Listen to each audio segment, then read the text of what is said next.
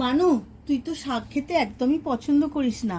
অনুষ্ঠান বাড়ির মতো শাকের ছ্যাঁচড়া করে দেবো, খাবি? হ্যাঁ করো, খেতে ভালো লাগে না, তবু আজকে একবার ট্রাই করে দেখি, শিখেও নেবো কিরমভাবে বানাচ্ছ। ঠিক আছে। অনুষ্ঠান বাড়ির স্বাদে কুমড়ো শাকের ঘন্ট বানানোর জন্য এখানে আনাজ নিয়ে নিয়েছি। কুমড়ো, ঝিঙে, বেগুন, আলু আর কুমড়ো শাকটা আমি ছোট ছোট করে কেটে নিয়েছি। সমস্ত আনাজগুলো খুব ভালো করে ধুয়ে নিয়েছি।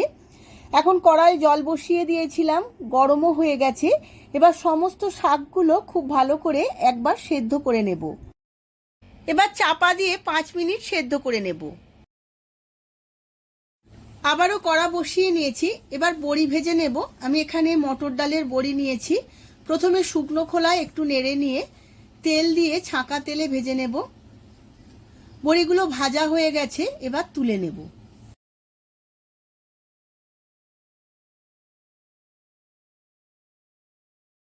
ওই একই তেলে কিছু চিংড়ি মাছ ভেজে নেব। আমি একটু ছোট সাইজের চিংড়ি মাছ নিয়েছি। চিংড়ি মাছগুলো আমি 5 মিনিট এইভাবে ভেজে নেব। চিংড়ি মাছগুলো ভাজা হয়ে গেছে, এবার তুলে নেব। চিংড়ি মাছ ভাজার তেলের মধ্যে আরও একটু তেল দিয়ে দিয়েছি। তেলটা খুব ভালো করে গরম করে নিয়েছি। এবার এর মধ্যে কিছু ফোড়ন দিয়ে দেব। তার মধ্যে 2টো তেজপাতা, 2টো শুকনো লঙ্কা আর 1/2 চামচ 5 ফোড়ন। সমস্ত ফোড়নটা খুব ভালো করে ভেজে নিয়েছি। এবার সমস্ত কেটে রাখা আনাজগুলো এই তেলের মধ্যে দিয়ে খুব ভালো করে ভেজে নেব।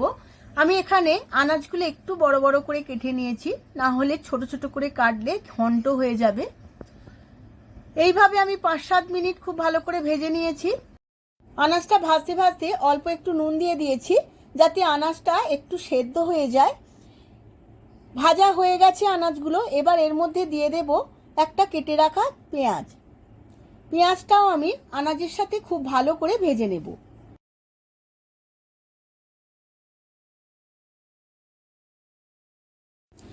পেঁয়াজটা খুব ভালো করে ভাজা হয়ে গেছে। এবার এর মধ্যে দিয়ে দিলাম 1 চামচ আদা রসুন বাটা। আদা রসুন বাটাও আমি সমস্ত কিছুর সাথে খুব ভালো করে কষিয়ে নেব, যতক্ষণ না কাঁচা গন্ধটা চলে যাচ্ছে। এবার কিছু রেগুলার মশলা দিয়ে দেব। হলুদ গুঁড়ো, জিরে গুঁড়ো, লঙ্কা গুঁড়ো আর ধনের গুঁড়ো। আর দিয়ে দেব 1 চামচ স্বাদ মতো চিনি। এবার সমস্ত উপকরণগুলো 5-7 মিনিট এইভাবে কষিয়ে নেব। খুব ভালো করে কষানো হয়ে গেছে। এবার দিয়ে দেব সেদ্ধ করে রাখা শাকটা। শাকটাও আমি সমস্ত উপকরণের সাথে আবারও একবার কষিয়ে নেব।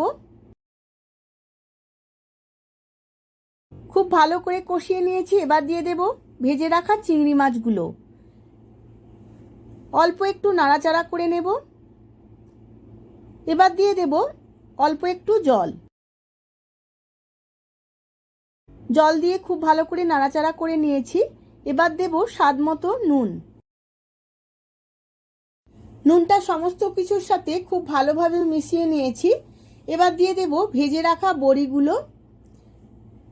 বড়িগুলো দিয়ে চাপা দিয়ে লো ফ্লেমে 10 মিনিট সেদ্ধ করে নেব। 10 মিনিট সেদ্ধ করে নিয়েছি। এবার খুন্তিতে করে খুব ভালো করে ঘেঁটে নিতে হবে।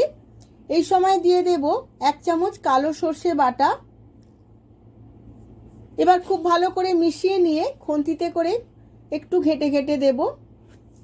আমার একদম রেডি হয়ে গেছে শাকটা, জলটাও শুকিয়ে গেছে। গ্যাসের ফ্লেমটা অফ করে সার্ভ করে নেব। কিরে, শাকের ছেঁচড়াটা কেমন লাগলো? ভালো লাগলো তো? তোরা তো শুধু আধুনিক যুগের রান্নাই খেতে ভালোবাসিস, পুরোনো দিনের রান্না কিছু খেতে শেখ। হ্যাঁ, ঠিকই বলেছ। বন্ধুরা, যদি ভিডিওটা ভালো লেগে থাকে অবশ্যই ভিডিওটিতে লাইক, কমেন্ট, শেয়ার করে দেবেন। আবার দেখা হবে পরবর্তী ভিডিওতে নতুন কোনো রেসিপি নিয়ে। ধন্যবাদ।